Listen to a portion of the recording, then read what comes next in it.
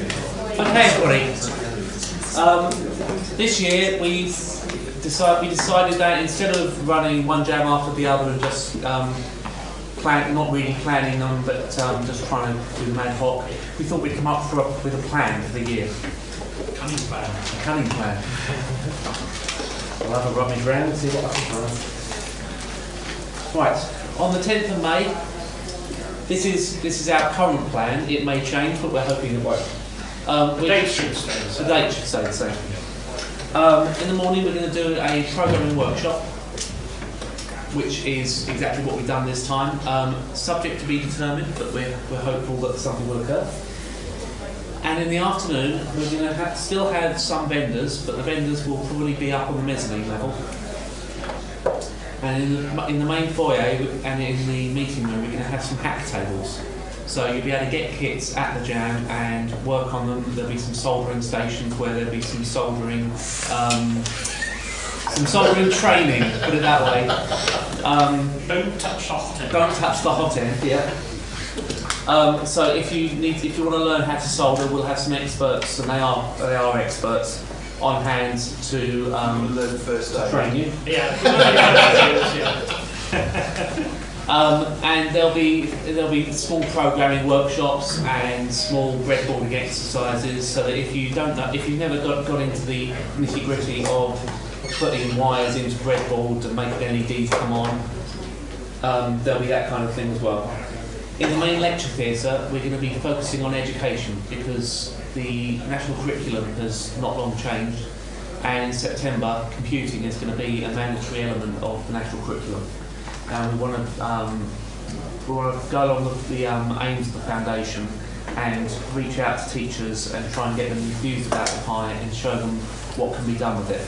Don't want them just making e-cards. No. So we'll be showing them what kind of things the pie can be used for, but it'll also be more general. It'll be, why should teachers have to teach computing? Which is a question they're probably all asking themselves at the moment. Why do we have to do this horrible thing that Michael Gove has made us do? So that'll be in the main lecture theatre. In July, it'll be a, in quotes, normal jam. I put it in quotes because how normal do we really expect we are? This jam is meant to be a small affair. Yes. There's not much going on, but we've actually more people here than any of the other jams, so it's turned out to be another big event. But we're calling this a normal jam with not anything, well, say nothing special. It is special because you're all here and we've got all the speakers and everything, but it's just the vendors, workshops, talks. That's the normal one. In September, we want to try and do a similar thing to May, so have hack tables and that kind of thing going on in the foyer. Now, there'll be a special focus on robotics.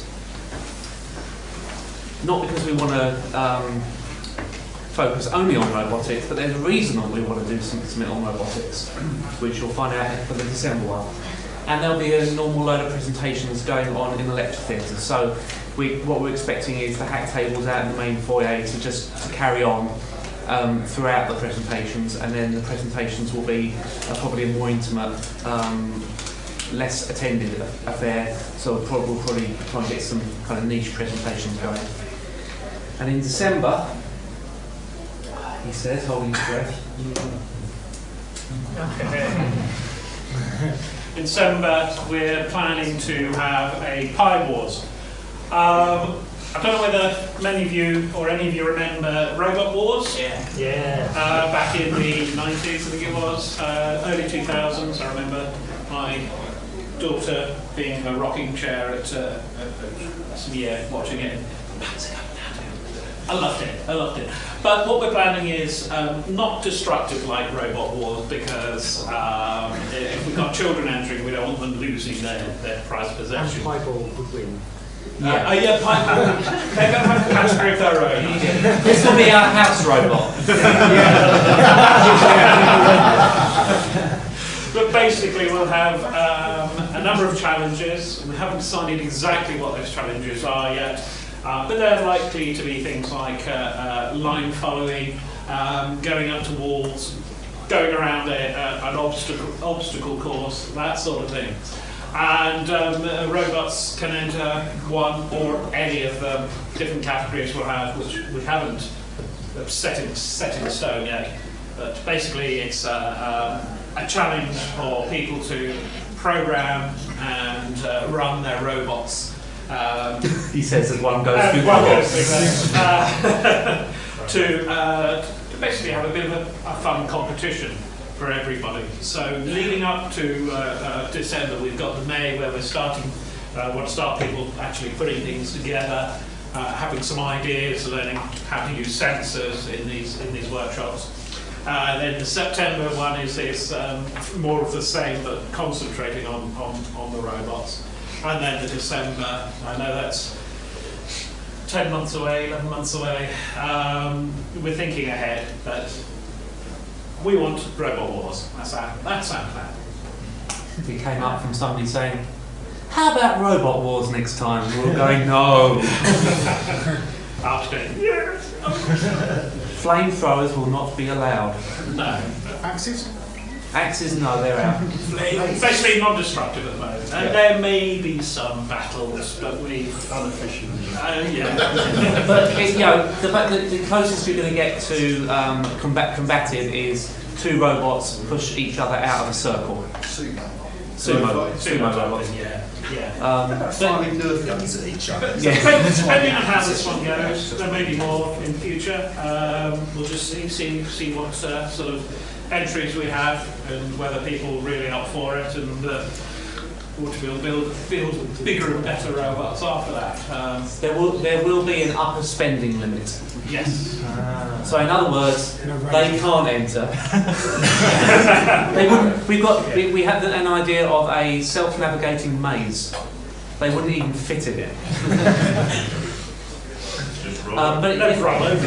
Yeah, they'd roll over. But you'll have to ask yourself questions when you're building your robots, like I don't know, how well does it travel over sand? How well does it travel over corrugated cardboard? Can you have flying robots? Probably not. No, we probably won't have those. It's a nice idea, but not for this one. But it's got to have a pie involved, so no Arduino only robots. Will you publish the challenges before? Yes, the challenges will probably be published before CamJam. Yeah, we want to give people plenty of time to think what do they want their robot for, whether they want to enter every category or just one or two categories.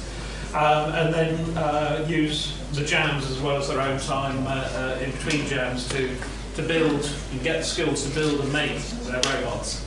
And it'll be points based. So if your robot, I don't know, can't drive up to a wall and stop within a metre of it, then you don't have to enter it for that bit. The more categories you enter, the more points you get. Question up the top. Are we allowed nuclear warheads? Mikey, probably not. Only because of budget, won't it? Somebody getting flashbacks to war games. Mine's with cuts to the military, who knows? Do points mean prizes? Points do mean prizes. Yes. We do have prizes in mind, which we'll also reveal. Not now, but No, but thinking of them. thinking of prizes, however. Oh, soldering practice. Anybody want some soldering practice? Where are the young people? Any young people want soldering practice? Down here.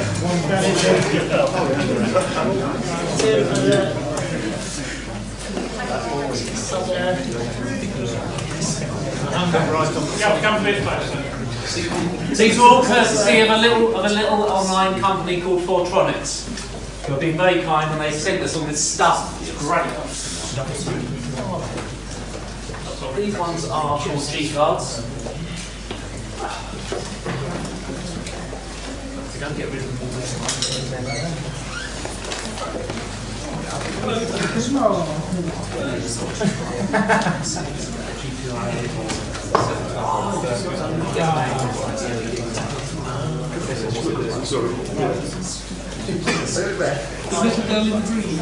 Do I know this little girl in the green?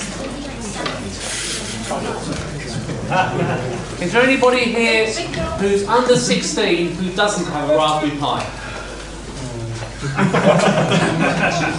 Who hasn't got their own Raspberry Pi? 16 is the base. You don't have a Raspberry Pi?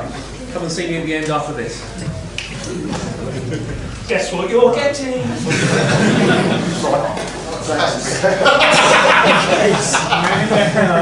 You will have a Raspberry Pi. And that is it from us. Any more questions? Yeah, the morning sessions always seem to get really fully booked by like a lot of people. Is there a chance you can free some spaces for a smaller contingent? Yeah, the morning sessions are an issue. This time we've got 30 people on the waiting list. There's some people are booking like 10 slots, so it's very hard for Yes, I know. We're gonna look. We're always looking at how to improve things. For instance, this time there was a group of, I think it was a group of 6 who none of them got any spaces because they went the day after. It sold out in 24 hours. That's the problem we're having is that when we've got so many spaces and we've got so many people want to do it. We're even considering at the moment running it twice, one in the morning and one in the afternoon. Yeah, either sounds popular, but when people book 6 or 10 in one go, then it doesn't really much space for anyone else. I do understand that. Yeah. That is a very good point, and I think it's something Mike and I will take away and decide what to do about that, because that sort of group could potentially warrant a session on their own at some other time. And I do understand what you're saying, and yeah. Yeah, in fact, it wasn't 24 hours. How many hours was it? Was it 2? Something like that. Sold out in 2 hours or something. More popular than the Rolling Stones, probably. Then. Yeah. I mean, I was at work trying to do work, and every minute or so I'd get another email from Eventbrite saying, "You've sold another ticket." And I really must turn my email off. Yeah. But the CamJam event itself actually sold out in 2 days. 2 days, yeah. 2 days, which I know is difficult for some to hear. But it's really good that so many people want to come. We wish we could organise more, but we have lives. I think too many more would be too much for everybody. Any more questions? No? Great.